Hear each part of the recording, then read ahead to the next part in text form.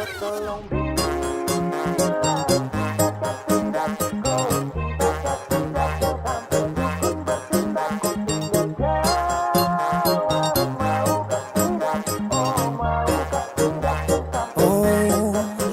lanjut chat, nanti laba. Serlok saja kau di mana baku dapat. Adekku bagus. Halo teman-teman, kali ini kita akan membahas tentang karakter, moral, dan kepribadian. Topik ini penting banget karena berhubungan dengan siapa diri kita dan bagaimana kita bertindak dalam kehidupan sehari-hari. Iya betul. Aku mulai dulu ya. Karakter itu adalah sifat khas yang tertanam dalam diri seseorang dan tampak dalam perilakunya secara konsisten. Karakter terbentuk dari kebiasaan berpikir, merasa, dan bertindak berdasarkan nilai-nilai kebaikan. Kalau moral itu lebih mengarah pada pedoman tentang baik dan buruk, benar atau salah yang ditetapkan oleh masyarakat atau agama. Jadi, moral menjadi dasar yang mengarahkan perilaku seseorang agar sesuai dengan nilai-nilai sosial. Sedangkan kepribadian adalah keseluruhan pola perilaku, sikap, dan cara berpikir seseorang yang membedakannya dari orang lain. Jadi bisa kita simpulkan, moral adalah panduan nilai, karakter adalah pelaksanaan nilai, dan kepribadian adalah gambaran keseluruhan dari seseorang.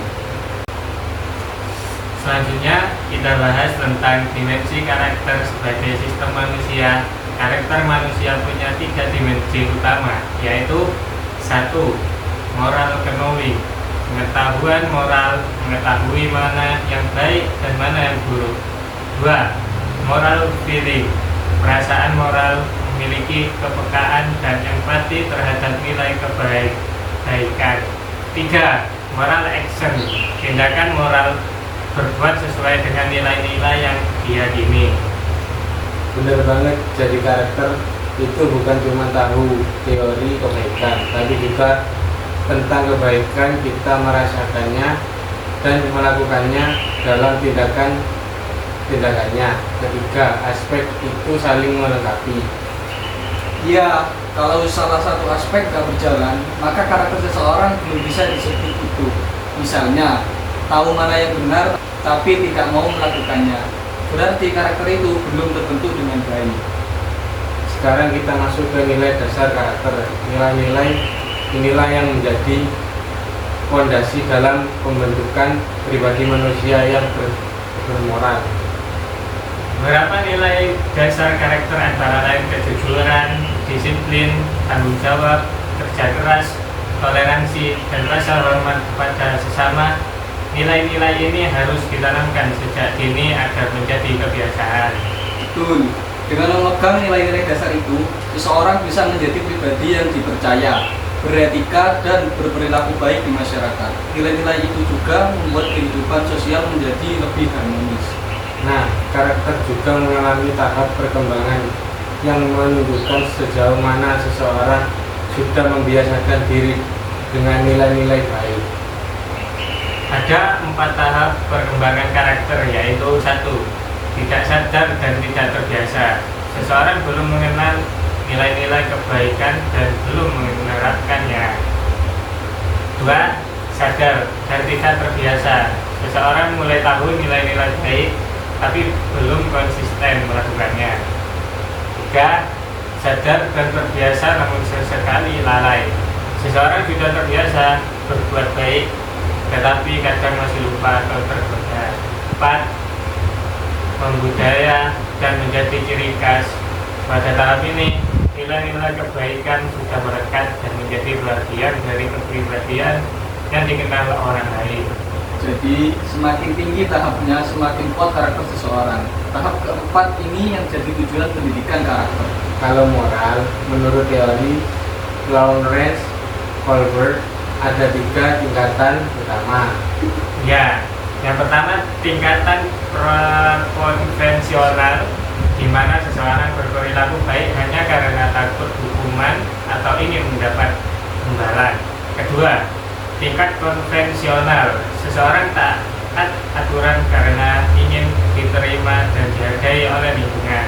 Dan 3, tingkat pasca konvensional, yaitu ketika seseorang bertindak berdasarkan prinsip moral pribadi yang diyakini benar meskipun berbeda dari tempat umum. Jadi, semakin tinggi tingkat moral seseorang, semakin matang pula kesadaran dan tanggung jawabnya terhadap nilai-nilai kebenaran. Nah, kalau perkembangan kepribadian biasanya berkembang seiring usia dan pengalaman hidup seseorang. Nah, prosesnya bisa dilihat dari beberapa tahap, mulai dari masa anak-anak yang meniru perilaku orang lain, masa remaja yang mulai mencari jati diri, hingga dewasa yang sudah mampu mengendalikan emosi dan menunjukkan kepribadian yang stabil. Jadi, perkembangan kepribadian itu dipengaruhi oleh lingkungan, pengalaman, dan proses belajar. Semakin seorang mampu memahami dirinya, semakin kuat pula kepribadiannya. Sekarang kita bahas tentang perbedaan antara pelatihan sosial, pelatihan moral, pendidikan moral, dan pendidikan karakter. Meskipun terdengar mirip, keempatnya punya fokus yang berbeda. Pelatihan sosial itu lebih menekankan pada cara seseorang berinteraksi dengan orang lain. Tujuannya agar kita bisa berkomunikasi, bekerja sama, dan menyesuaikan diri dalam lingkungan sosial. Kalau pelatihan moral lebih fokus pada pembiasaan berperilaku sesuai aturan dan nilai moral, tapi belum tentu disertai dengan pemahaman mendalam tentang maknanya. Nah, sedangkan pendidikan moral itu bukan cuma membiasakan, tapi juga memberikan pemahaman tentang alasan dan dibalik suatu nilai, seperti mengapa kita harus jujur atau bertanggung jawab. Dan pendidikan karakter adalah bentuk paling lengkap. Di dalamnya ada unsur pengetahuan, perasaan, dan tindakan. Jadi bukan hanya tahu nilai kebaikan, jadi juga mau dan mampu melakukan dalam kehidupan nyata. Kalau kita bicara tentang penguatan pendidikan karakter atau PPK, hakikatnya adalah upaya sistematis untuk menanamkan nilai-nilai moral dan karakter positif dalam diri peserta didik. Betul, PPK itu bukan sekedar pelajaran tambahan, tapi terintegrasi dalam seluruh kegiatan sekolah, baik kelas, kegiatan ekstrakurikuler maupun budaya sekolah. Jadi, hakikatnya PPK itu membentuk manusia yang tidak hanya cerdas secara akademik, tapi juga berakhlak mulia, mandiri, dan peduli terhadap sesama. Pengembangan nilai karakter dilakukan dengan cara menanamkan nilai-nilai utama seperti religius, nasionalis, mandiri, gotong royong, dan integritas. Fungsi pendidikan karakter ada beberapa. Di antaranya fungsi pembentukan, pengembangan, perbaikan, dan penyaring. Maksudnya, pendidikan karakter membantu membentuk kepribadian sejak dini, mengembangkan potensi positif, memperbaiki perilaku yang kurang baik, dan menyaring pengaruh buruk dari luar. Dengan fungsi-fungsi itu, pendidikan karakter menjadi landasan penting untuk membangun masyarakat yang beretika dan bermoral tinggi. Dalam pelaksanaannya, pendidikan karakter harus berlandaskan beberapa prinsip penting. Di antaranya prinsip berkelanjutan melalui pembiasaan yang terus-menerus, prinsip keteladanan, yaitu guru dan orang tua menjadi contoh, serta prinsip keterpaduan antara sekolah, keluarga, dan masyarakat. Selain itu, penerapan nilai karakter juga harus dilakukan dengan pendekatan yang menyenangkan dan relevan dengan kehidupan siswa, supaya mudah diterima dan dijalankan. Manfaat dari program penguatan pendidikan karakter sangat besar, baik bagi individu maupun masyarakat. Bagi individu, PPK membantu membentuk kepribadian yang tangguh, disiplin, dan berintegritas. Sedangkan bagi masyarakat, PPK menciptakan lingkungan sosial yang harmonis, saling menghargai, dan penuh empati. Implikasinya, sekolah tidak lagi hanya menjadi tempat transfer ilmu, tetapi juga pusat pembentukan nilai dan moral bangsa. Dengan begitu, pendidikan kita bisa melahirkan generasi yang cerdas sekaligus berkarakter kuat. Wah, ternyata pembahasan kita tentang karakter, moral, dan kepribadian sangat luas ya.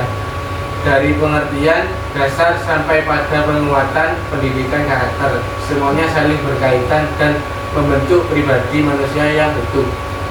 Benar banget, intinya karakter bukan hanya soal mengetahui mana yang baik dan mana yang buruk, tapi bagaimana kita mampu menjadikan nilai-nilai kebaikan itu sebagai kebiasaan dalam kehidupan sehari-hari. Dan pendidikan karakter adalah kunci untuk membentuk generasi yang tidak hanya cerdas secara intelektual, tapi juga kuat secara moral.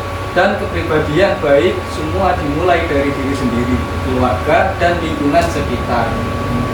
Semoga melalui pembahasan ini kita semua semakin paham pentingnya membangun karakter yang kuat dan berakhlak mulia. Karena itu, fondasi dari masa depan bangsa yang bermartabat. Betul, mari kita terapkan nilai-nilai karakter dalam kehidupan kita, mulai dari hal kecil seperti disiplin, jujur, dan saling menghargai.